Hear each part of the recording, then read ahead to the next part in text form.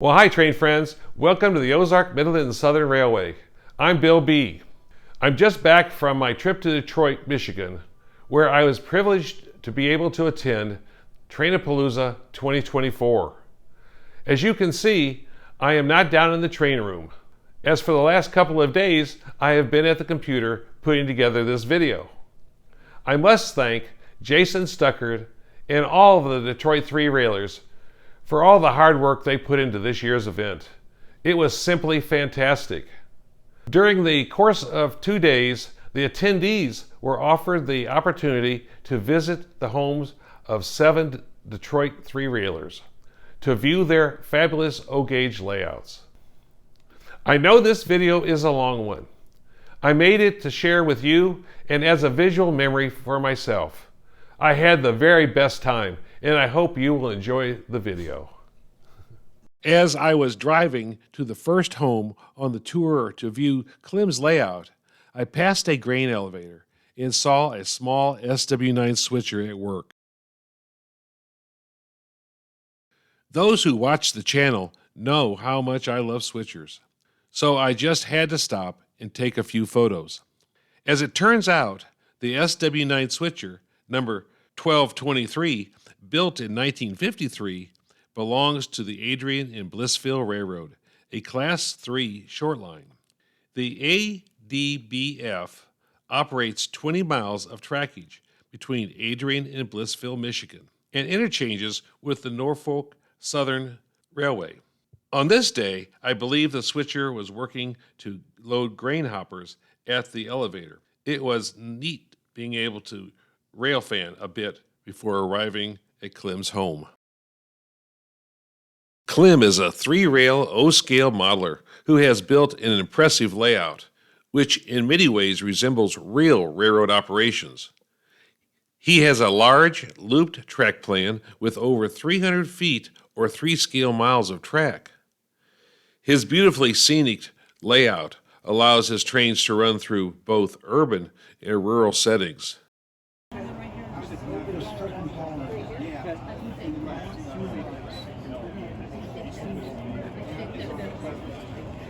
Yeah.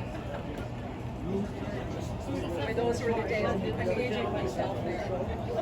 All right. All right. I think he's heading in the right direction there. Have the rest of your day.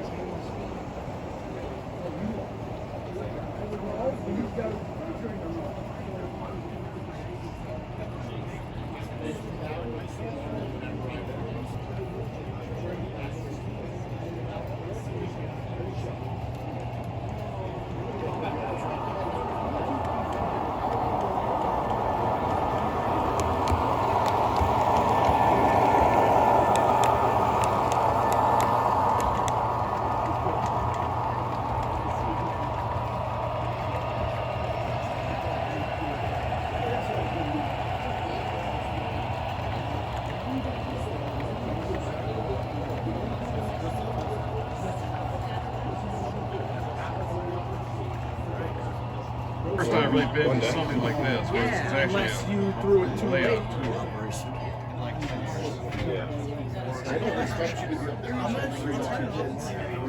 All right, Jack. I have a bunch of other ideas that I want to do before I go back and just re-hit on that. And then yes, I know it's the old straight I'm not married to the secondary market, whether they go up or down. I know a lot of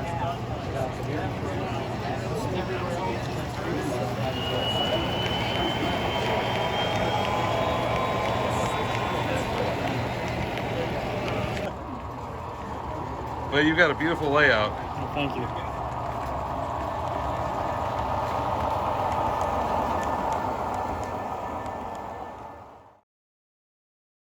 Don and David's expansive layout, with its 072 minimum curves, focuses on the Norfolk and Southern's operations around Horseshoe Curve, Altoona, and Juniata circa 2018.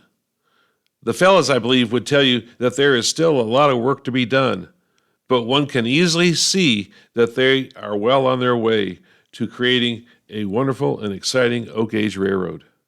The work that has been accomplished is masterful. Just take a look at the buildings that Don and Dave are working on.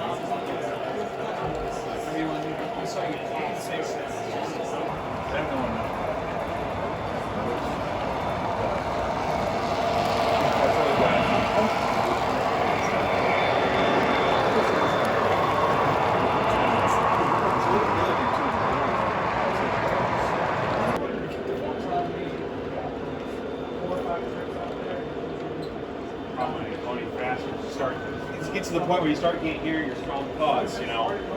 It's so freaking loud.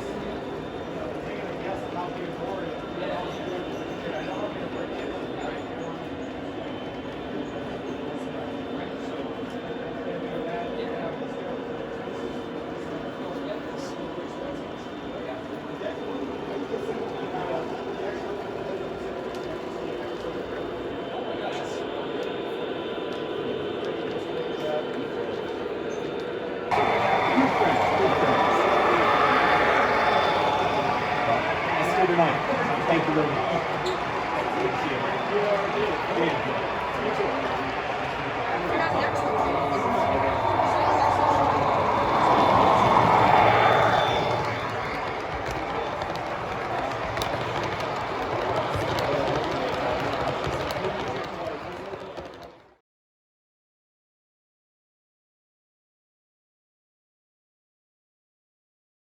Before I say anything about Jason's layout, I want to recognize that Jason was the inspiration for Trainapalooza 4 years ago. It is amazing how one man's idea has turned into such an incredible event. Jason's layout has an Appalachian theme and portrays the modern era between 1995 and 2015. Norfolk and Southern equipment predominates on Jason's railroad. The large mounds and sizable grades serve to resemble the landscape trains would fight through New York and Pennsylvania en route to Chicago. The main table on Jason's railroad is 33 by 12 foot with a 24-foot long peninsula. This allows for some very long trains. Jason is particularly proud of his layout's realistic signaling system. Having seen and operated some of my trains on Jason's railroad, I believe he has a lot to be proud of.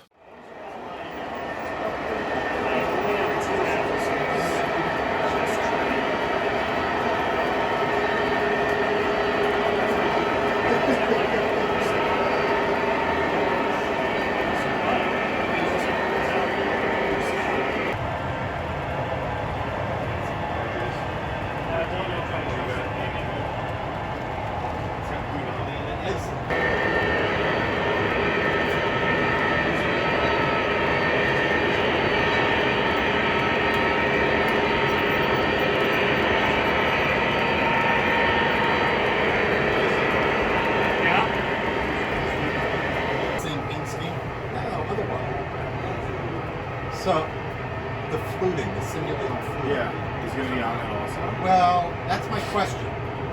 Right now, they have it up there.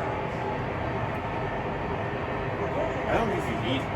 All right, that's the question. I think Do it might need be too much. Well, because then I'd have to do something with all this text too. I would say no. Because that's personally what I would do. Yeah. I think it's going to look good if they get the colors matched perfectly to the engines. It's great. Yes. If match.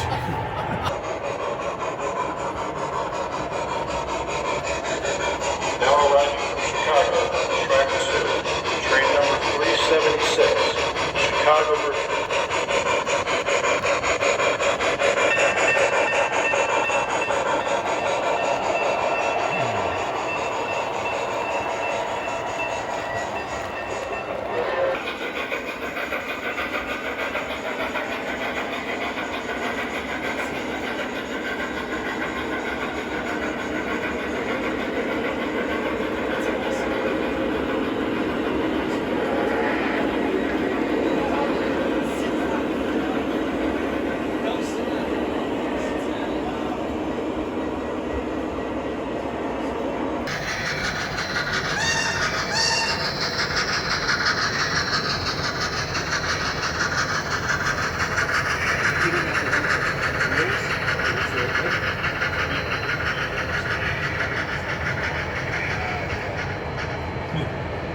Is it always just on the site when you do releases? So we do so much stuff that we are about every month we're putting a new product on the site. And sometimes it might be, it might be empty a hot star.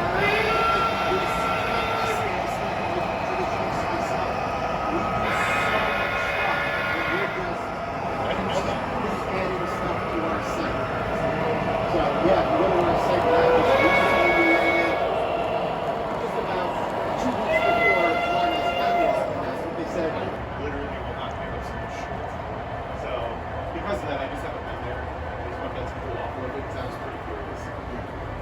When I got it home with tweezers and the magnifier, I was able to bend everything.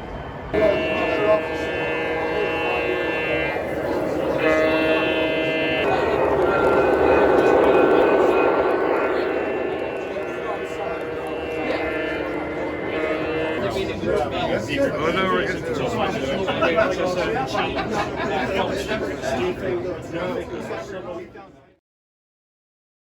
One of the first things I noted about Charlie's layout was the train room itself. Charlie put a lot of effort into creating a wonderful environment for his railroad. From ceiling to floor, Charlie created a fantastic space in which to build his layout. Charlie's layout depicts Michigan, Wisconsin, and Minnesota in the heyday of steam and the early transition years. Iron ore, copper-bearing rock, and timber were king in this part of the country. Charlie's layout has a strong influence of the railroads of the North, but motive power from lower Michigan can also sometimes be seen. Charlie is making great progress on his layout, with a number of beautifully scenic vignettes that clearly represent the areas he is modeling.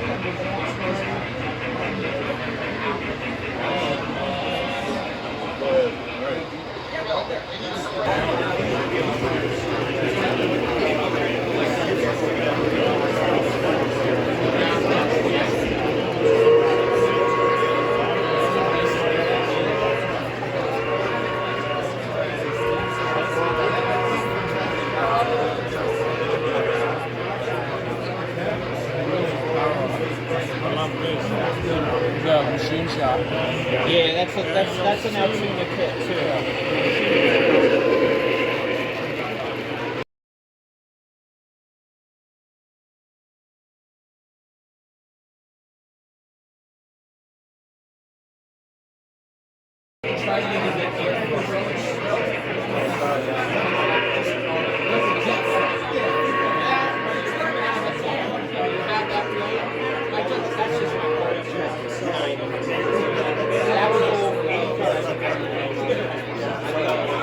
Come the fall, that's right.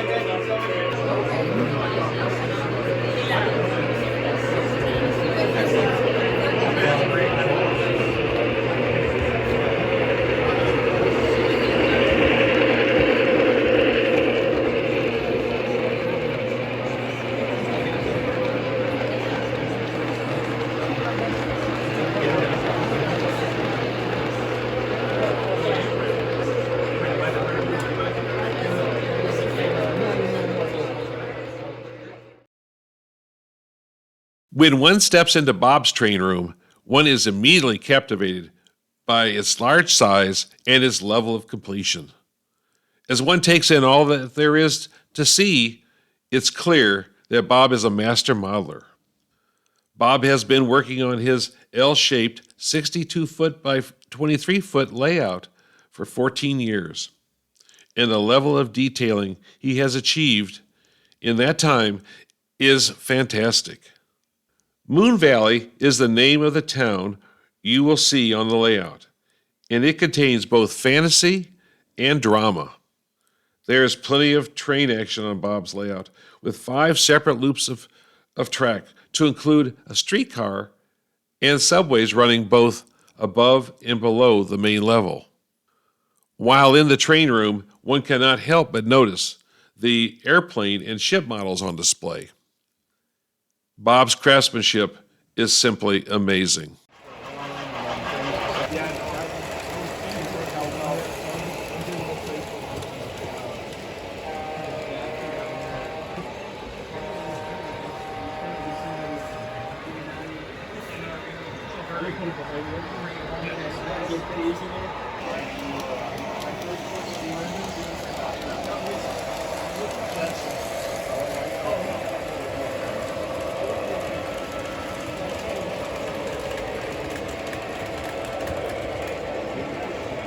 I have nothing.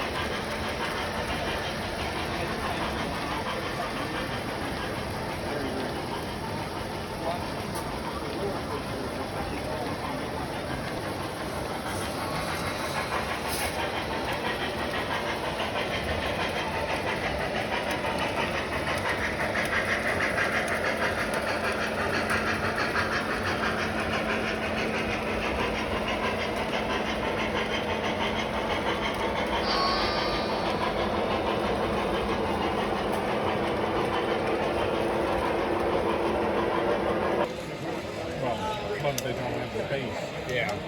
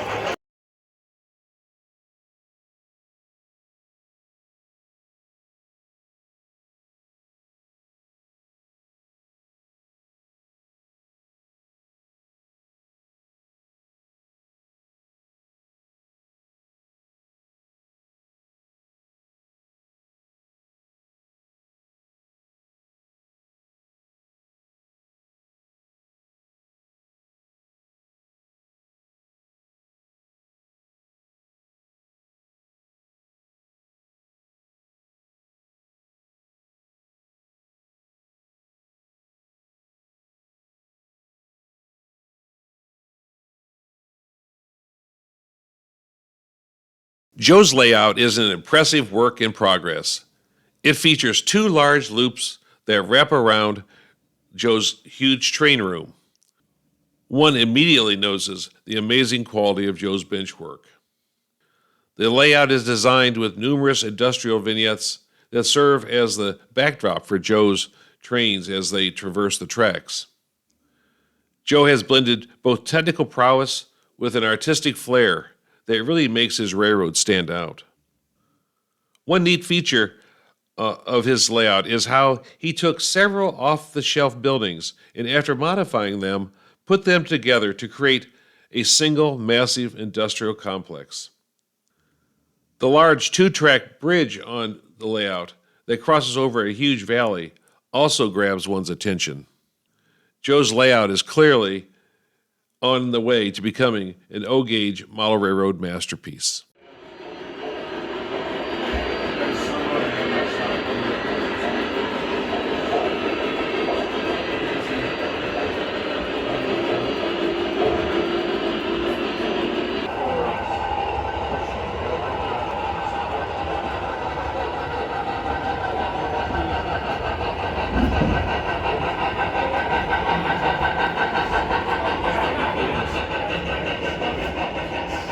Push it all, get perfect, Dan. If you don't mind, I'll pack it off and you can connect. Yeah, I'm hooked. Well, I wanted it on the straightaway. Yeah. This coupler is coming.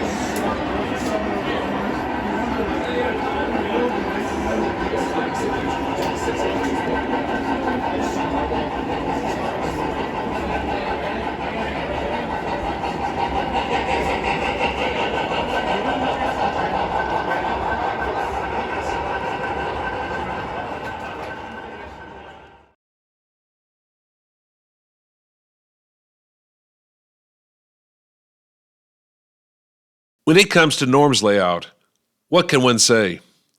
It is known as one of the finest O-gauge layouts in the country. And I think perhaps the less I say, the better. The quality of Norm's craftsmanship and his dedication to scale realism is almost indescribable.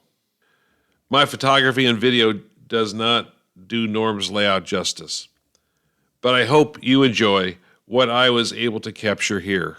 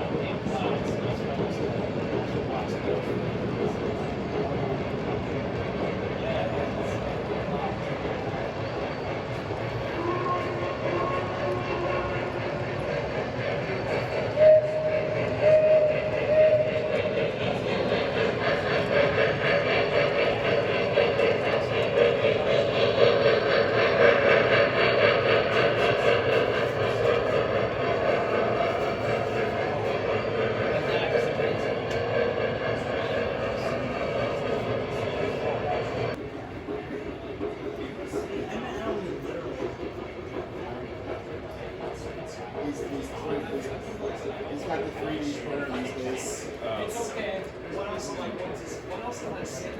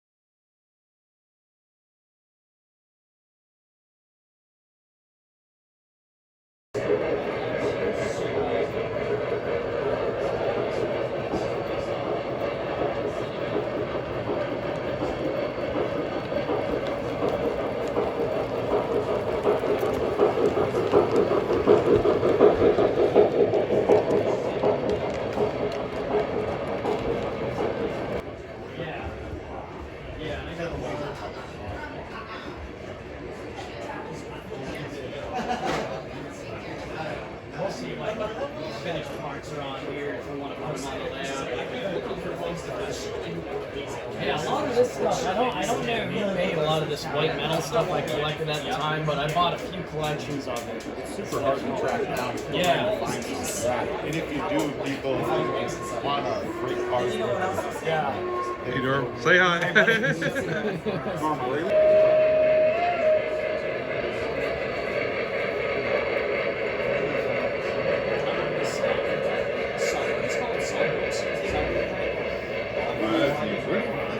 Where do you get marble battery?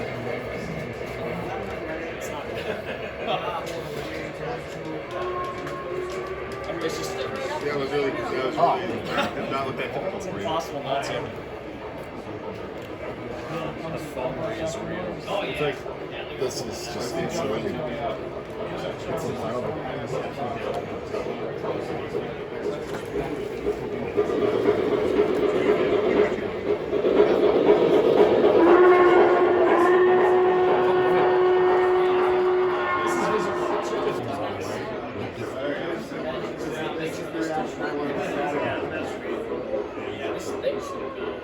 So, do the trains in Pennsylvania I like this one. as city and Yeah. yeah. polish on them. So I can imagine these because there's so much steam. I can imagine how cool it is that they actually look. Everyone's separate. Yeah, I'm trying to like. We jumped in there and got our connected. There was some time before they got all redirected about it.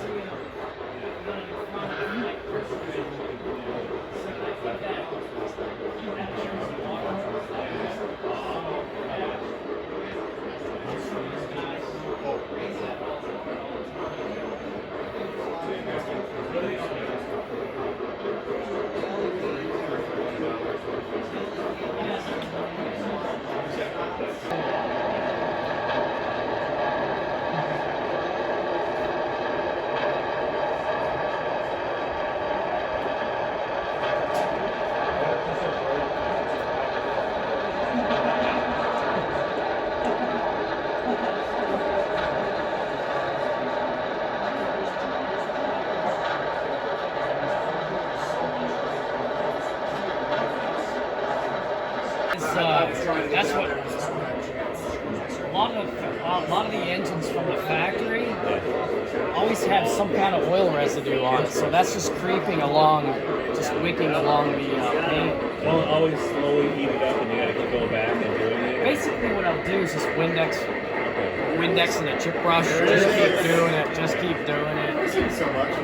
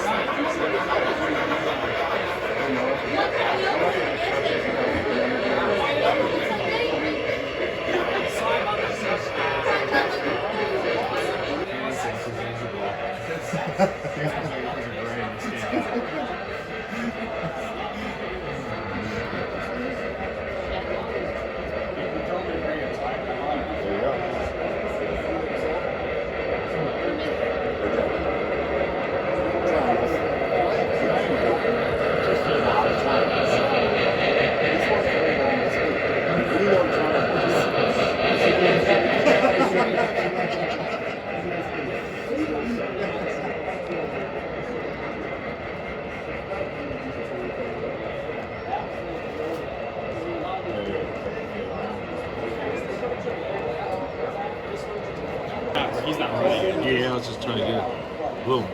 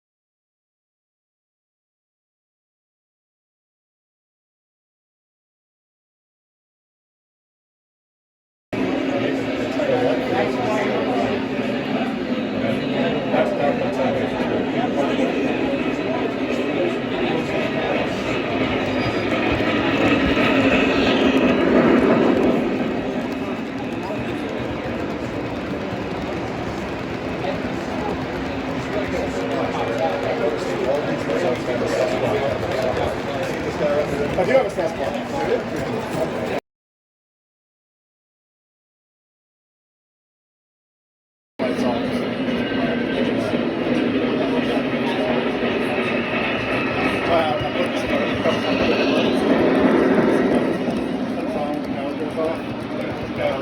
Yeah, because like for that reason, because if you're down there, Yeah, this was the newest one. This is the one that's over in Phoenix building. That's that Sony's Tavern that you can buy. That's the original. Right.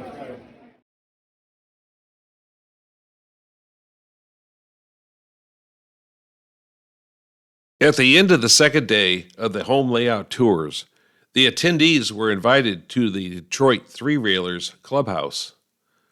There we were treated to a delicious catered meal, and later trains were running on the club's two modular layouts. I took a moment to get a clip of a train running on their standard gauge layout before saying my goodbyes and heading to the hotel to get packed and rested up before the trip home the next day. I want to say thank you to Jason, the Detroit Three Railers, and all the attendees for a wonderful Trainapalooza experience. I had a fantastic time. Thank you.